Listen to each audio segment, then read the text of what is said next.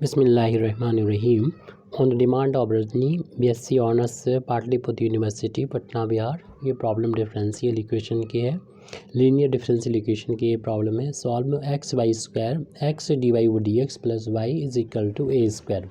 सबसे पहले तो हम इस ब्रैकेट को ओपन करेंगे और एक्स वाई स्क्वायर का इन दोनों टर्म्स में मल्टीप्लाई कर देंगे तो वैल्यू हो जाएगी एक्स में एक्स का इंटू होगा, एक्स स्क्वायर हो जाएगा और वाई स्क्वायर पहले से मौजूद था जिसका इस D Y over D X में मल्टीप्लाई होगा तो जो गिवन इक्वेशन है ऐसे बन जाएगा। एक्स वाई स्क्वायर का जब वाई में इंटू करेंगे तो एक्स और वाई की पावर 2 और 1 मिलके 3 पावर हो जाएंगे। राइट हैंड साइड में ए स्क्वायर है। अब सबसे पहले तो हम यहाँ पर इस वाई क्यूब को कुछ मान लेते हैं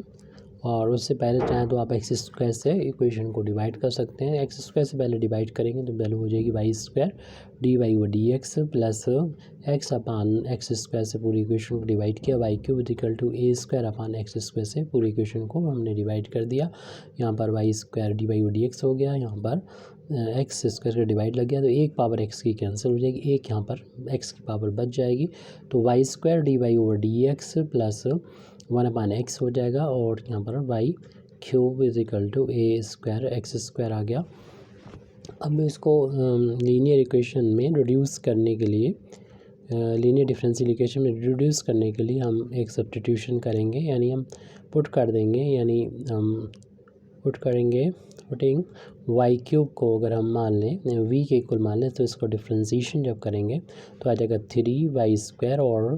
हम अगर x के रिस्पेक्ट में कर रहे हैं डिफ्रेंशिएशन तो आएगा D Y over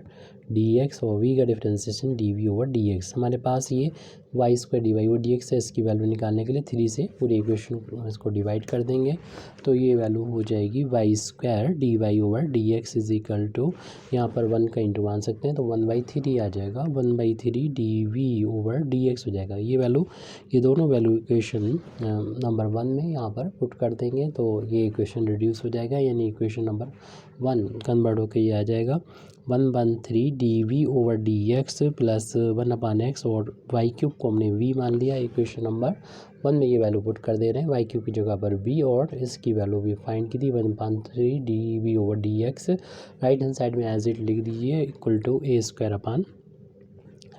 x square. अब इस D we over D X का कोफिशिएंट 1 बनाने के लिए पूरी इक्वेशन को 3 से मल्टीप्लाई कर देंगे तो d we over D x plus 3/x v is equal to 3 से मल्टीप्लाई होकर 3a square upon x square आ गया। ये डिफरेंशियल इक्वेशन इस तरीके की है जिसको हम बता दे रहे हैं D Y over D x plus P Y is equal to Q की फॉर्म में, जहाँ पर p और q x के फंक्शन होते हैं जो इंडिपेंडेंट वेरिएबल है। यहाँ पर डिपेंडेंट वेरिएबल है हमारा इस प्रॉब्लम में, यहाँ पर अब बन गया है डिपेंडेंट वेरिएबल v मिल गया, पहले तो x y था लेकिन y का रोल v अदा कर रहा है।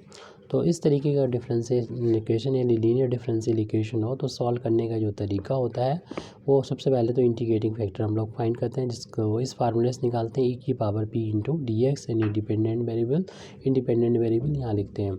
और फिर इस डिफरेंशियल इक्वेशन का सोल्यूशन हो जाता है y into integrating factor is equal to integration of q into integrating factor D x plus constant of integration. तो इस तरीके से ये वैल्यू आ जाएगी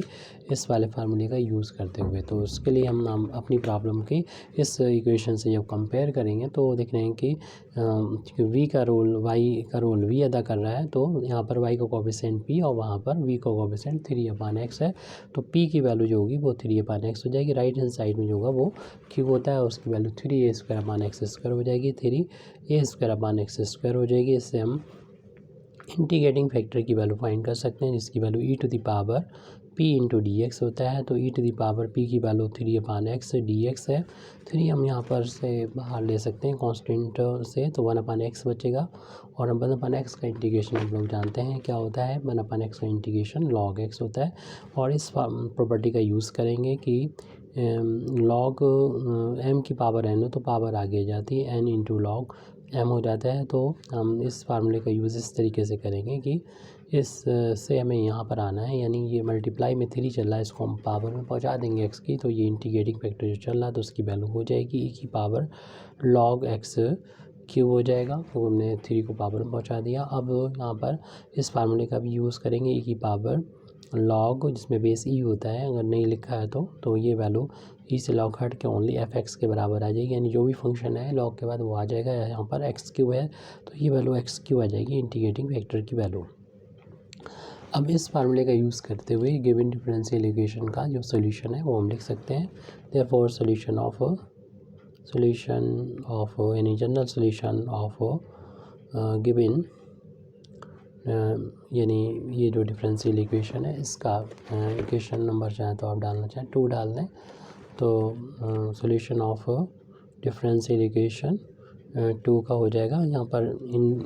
डिपेंडेंट वेरिएबल y था फार्मूले में, लेकिन अपना इक्वेशन नंबर 2 में v है, उसके बाद उसमें मल्टीप्लाई कर देंगे इंटीग्रेटिंग फैक्टर से, जैसा कि फार्मूला है। उसके बाद इंटीग्रेट करना होता है q into integrating factor to dx plus constant of integration. First order का डिफ्रेंसिएशन था तो एक ही कॉन्स्टेंट यहाँ पर ऐड करना चाहिए, तो वो हमने कर दिया है। और अभी v की वैल्यू रख देंगे क्योंकि v ने अपना काम कंप्लीट कर लिया है। इंटीग्रेटिंग फैक्टर की वैल्यू यहाँ पर रख दीजिए वो, और q की वैल्यू जो अभी हमने ऊपर निकाली थी 3a² अपान एक्स स्क्वायर, 3a² अपान एक्स स्क्वायर लिख दें। और यहाँ पर इंटीग्रेटिंग फैक्टर की वैल्यू एक्स क्यू की वैल्यू dx प्लस सी, यहाँ पर एक्स स्क्वायर की 2 पावर कैंसिल होगी, 1 पावर बचेगी। 3a² इंटू में है कांस्टेंट है, तो कांस्टेंट को इंटीग्रेशन के साइन से बाहर लेने पर ये 3 पावर में से 2 कैंसिल हो गई थी, तो 1 पावर यहाँ पर बची है, इसका इंटीग्रेट करना है हमको। और यहाँ पर v की वैल्यू भी वापस कर दें, v अपनी तरफ से माना हुआ था, v जो है वो वाई क्यूब है, इसकी वैल्यू को यहाँ पर हम पुट कर देते हैं Y cube into X cube. इस तरीके से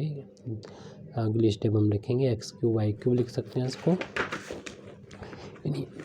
एक्स को पहले लिख देते हैं इंटू वाई क्यूब, और फिर राइट हैंड साइड में 3a² इंटू में कॉन्स्टेंट था उस समय बाहर लिखा हुआ था, और ये पावर 1 है जिसका इंटीग्रेशन करेंगे तो हम लोग जानते हैं इंटीग्रेशन में 1 पावर जुड़ जाती है, यानी 1 में 1 ऐड होगी तो 2 हो जाएगी, अपान में भी 2 आता है, प्लस कांस्टेंट c यहाँ पर चल रहा था, और इतना भी छोड़ा जा सकता है, 2 से मल्टीप्लाई भी किया जा सकता है। तो अगर इतना भी छोड़ सकते हैं, अगर 2 से मल्टीप्लाई करेंगे तो 2x cube by cube is equal to 3a² X square, और अगर इसमें एक कॉन्स्टेंट